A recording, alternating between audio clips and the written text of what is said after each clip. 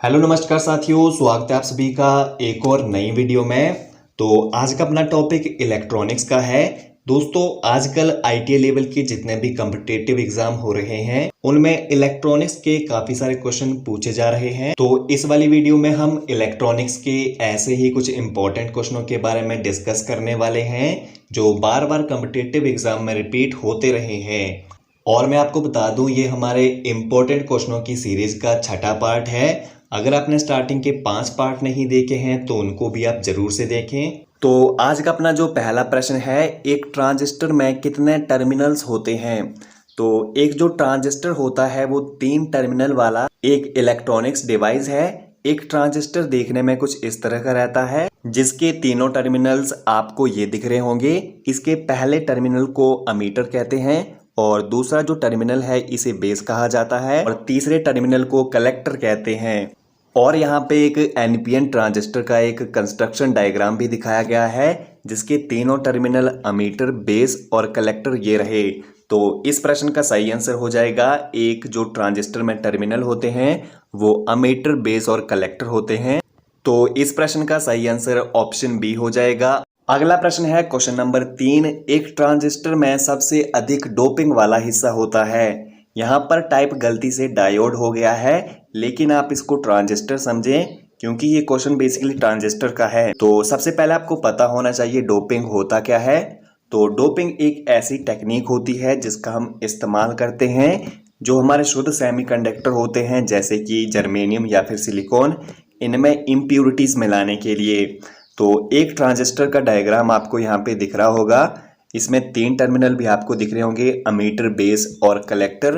तो इसमें जो सबसे अधिक डोपिंग वाला हिस्सा होता है वो अमीटर होता है। तो इस प्रश्न का सही आंसर हो जाएगा ऑप्शन 2, अमीटर। अगला प्रश्न है, एक एलईडी में रिवर्स ब्रेकडाउन वोल्टेज का मान होता है।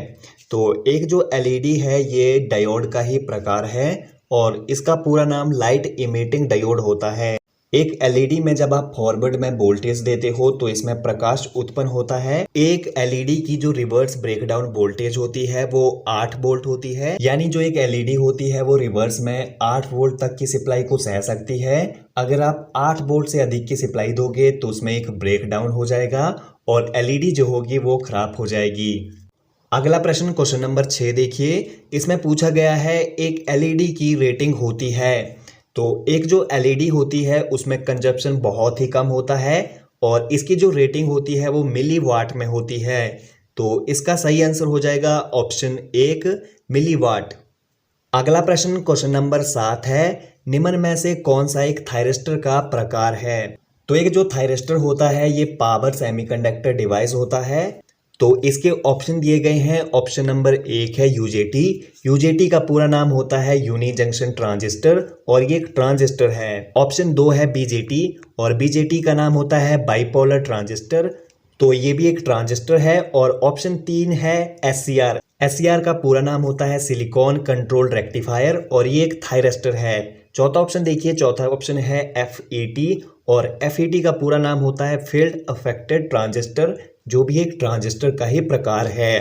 तो इस प्रश्न का सही आंसर है option 3, SCR, silicon control rectifier. अगला प्रश्न क्वेश्चन नंबर 8 है, ऑसिलेटर का काम होता है। तो बेसिकली ऑसिलेटर होता क्या है। ऑसिलेटर एक ऐसा सर्किट होता है जो फ्रिक्वेंसी के मान में वृद्धि कर देता है। तो डीसी की फ्रिक्वेंसी 0 होगी और इसकी फ्रिक्वेंसी में जब वृद्धि होगी तो इसका इस्तेमाल किया जाएगा डीसी को एसी में बदलने के लिए।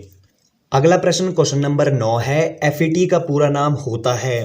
तो एफईटी एक ट्रांजिस्टर है और इसका पूरा नाम फील्ड अफेक्टेड ट्रांजिस्टर होता है।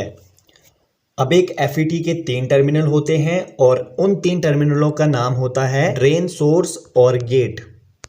अगला प्रश्न है क्वेश्चन नंबर 10, एक डायोड किस प्रकार की युक्ति है। तो दोस्तों, एक जो डायोड है ये एक यूनी डायरेक्शनल यानी एक दिशात्मक युक्ति है और इसका इस्तेमाल करते हैं हम रेक्टिफायर के रूप में और इसका इस्तेमाल स्विच के रूप में भी किया जा सकता है। तो इस प्रश्न का सही आंसर है ऑप्शन 1, एक दिशात्मक यानी यूनी डायरेक्शनल डिवाइस। अगला प्रश्न क्वेश्चन नंबर 11 है, निम्न में से किस डायोड को वोल्टेज रेगुलेशन के लिए काम में लेंगे। तो इसका पहला ऑप्शन है टनल डायोड, और टनल डायोड का इस्तेमाल होता है लो वोल्टेज और हाई करंट के लिए। अगला ऑप्शन है बैरिकेप डायोड, और बैरिकेप जो डायोड होता है ये डायोड और कैपेसिटर का एक संयुक्त रूप होता है। अगला ऑप्शन नंबर 3 है जिनर डायोड। तो जिनर डायोड को रिवर्स बायस में इस्तेमाल किया जाता है और इसका इस्तेमाल हम वोल्टेज रेगुलेशन के लिए भी करते हैं। तो इस प्रश्न का सही आंसर हो जाएगा ऑप्शन 3 जिनर डायोड। अगला प्रश्न क्वेश्चन नंबर 12 है, सर्वाधिक वोल्टेज गेन किस संयोजन में प्राप्त होती है? तो एक ट्रांजिस्टर में 3 टर्मिनल होते हैं, जबकि हमें आउटपुट और इनपुट के लिए 4 टर्मिनलों की आवश्यकता होती है। तो ऐसे में क्या किया जाता है, जो एक टर्मिनल होता है उसे कॉमन कर दिया जाता है और इनके कनेक्शन 3 प्रकार से किए जाते हैं, कॉमन बेस, कॉमन कलेक्टर और कॉमन अमीटर। तो जब हमें सबसे अधिक वोल्टेज गेन की आवश्यकता होती है तब हम इस्तेमाल करते हैं कॉमन अमीटर का, यानी इस प्रश्न का सही आंसर हो जाएगा ऑप्शन 2 कॉमन अमीटर। अगला प्रश्न क्वेश्चन नंबर 13 है, ऑडियो फ्रिक्वेंसी का मान होता है। तो दोस्तों जो ऑडियो की फ्रिक्वेंसी होती है वो होती है 20 हर्ट्ज से 20 किलो हर्ट्ज, और यहाँ पर सेकंड ऑप्शन आपको दिख रहा होगा 450 किलो हर्ट्ज से 470 किलो हर्ट्ज। तो ये जो मान होता है ये एक इंटरमीडिएट फ्रिक्वेंसी का होता है, लेकिन यहाँ पे पूछा गया है ऑडियो फ्रिक्वेंसी के बारे में, तो ये होती है 20 हर्ट्ज से 20 किलो हर्ट्ज। तो इसका सही आंसर हो जाएगा ऑप्शन 1। अगला प्रश्न क्वेश्चन नंबर 14 है, आईसी चिप किस धातु की बनी होती है? तो आईसी का पूरा नाम इंटीग्रेटेड सर्किट होता है और इस चिप की जो मोटाई होती है वो 1 mm इंटू 1 mm होती है और ये बनी रहती है सिलिकॉन का। तो इसका सही आंसर हो जाएगा ऑप्शन 3 सिलिकॉन। अगला प्रश्न है क्वेश्चन नंबर 13, एक ट्रांजिस्टर में कलेक्टर करंट को नियंत्रित किया जाता है। तो एक ट्रांजिस्टर के अंदर जो कलेक्टर का करंट होता है उसको बेस के द्वारा नियंत्रित किया जाता है। तो इस प्रश्न का सही आंसर हो जाएगा ऑप्शन ए बेस के द्वारा।